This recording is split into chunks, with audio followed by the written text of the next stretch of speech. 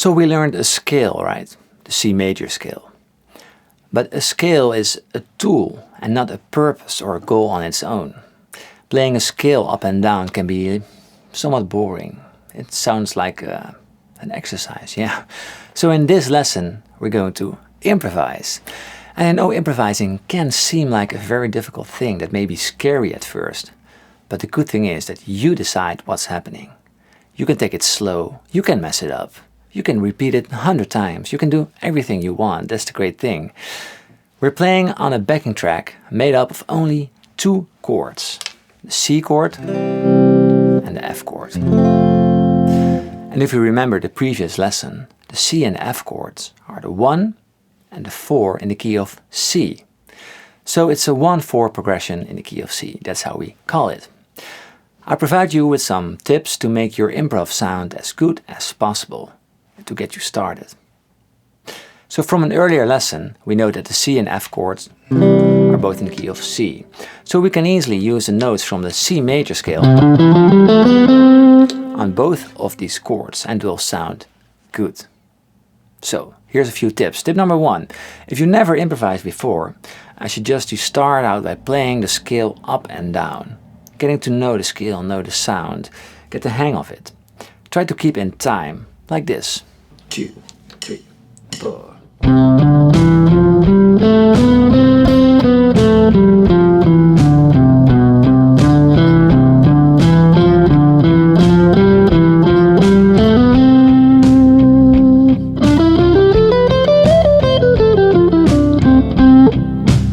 Etc.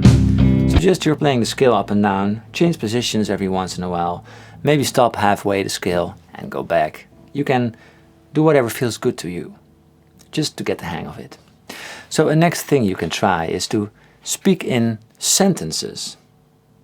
And this is easier said than done. Try playing the guitar as if you are speaking. And don't make the sentences too long, but just stop every once in a while to breathe. You need to breathe.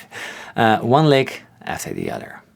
And what works even better is if you repeat some parts a few times so that it starts to make even more sense to the listener or to yourself. Here's an example. 2, 3, 4.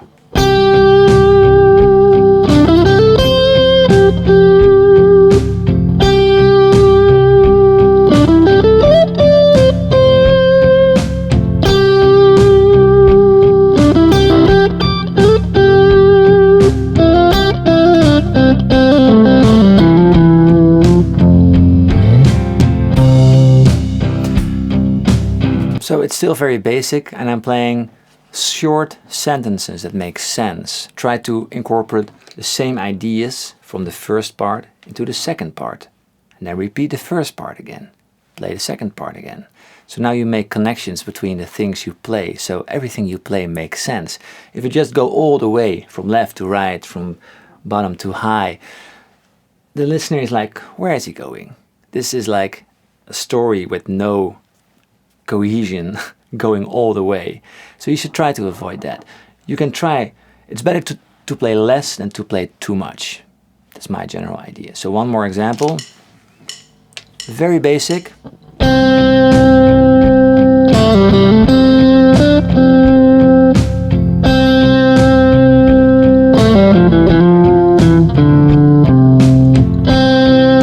See the same starting note?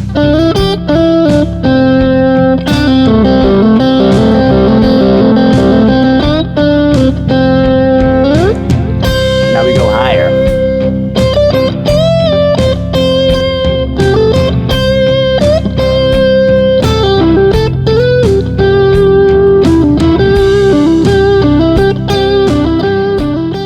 Tip number 3, licks. During this module we'll learn a lot of licks, in the next video even. And these are all great to remember and use in your own improvisations. So nobody plays from scratch. You use everything you learned so far and grab the bits you think will sound good at this point.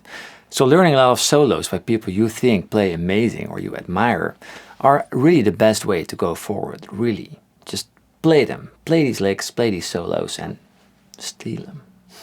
Tip number 4, learn to listen to your own playing.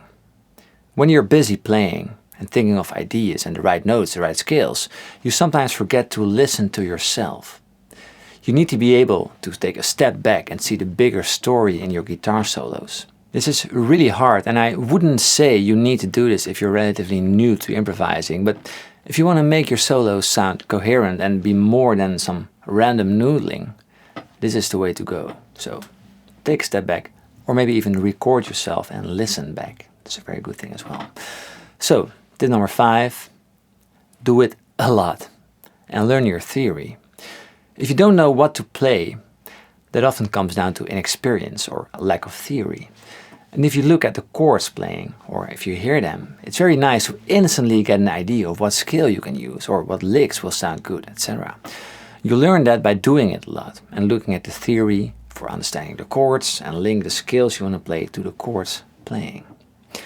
So now an advanced tip. So this is only for those who are a little bit further already.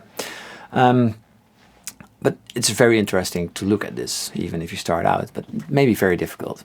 So target notes, that's the thing. So this backing track or song is made up of 2 chords, just 2 chords.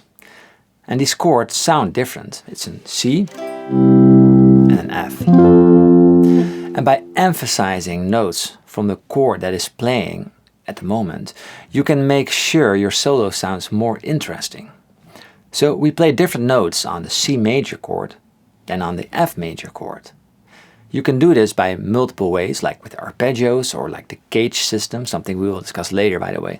But now I want to keep it simple. We know the chords on the neck. So this is the C chord over here, the bar chord 8, 10, 10, 9, 8, 8, and the F over here 8, 10, 10, 10. And you can even play this one like this. 8. So for now, let's stick to the top 3 strings to make it a little bit easier. So a target note from C is 9, 8, and 8. So any of these notes will sound as a sort of a home note on the C chord. On the F chord, it will be 10, 10, and 8 from this chord. So any of these notes will make a great home chord for the F chord. So C and F. So let's try how we can use that in our improvisation. So first C chord and F, and back to C and F, C, F. Okay, now I'm doing it very clinical, but if you play a lick and you end on a note that's from the chord, it will sound very nice and thought out instead of random and like hoping for the best. Let me give you an example. Let me play a lick and then end on a chord note. 3, 4.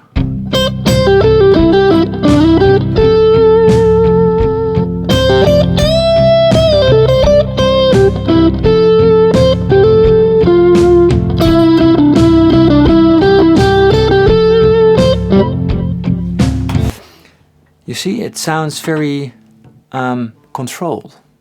And it's great to look at it like this. Notes that are in the chord will sound more consonant and without any tension. And if you play a note outside the chord, it sounds like it needs to resolve back, so there's tension. So you can play around with that.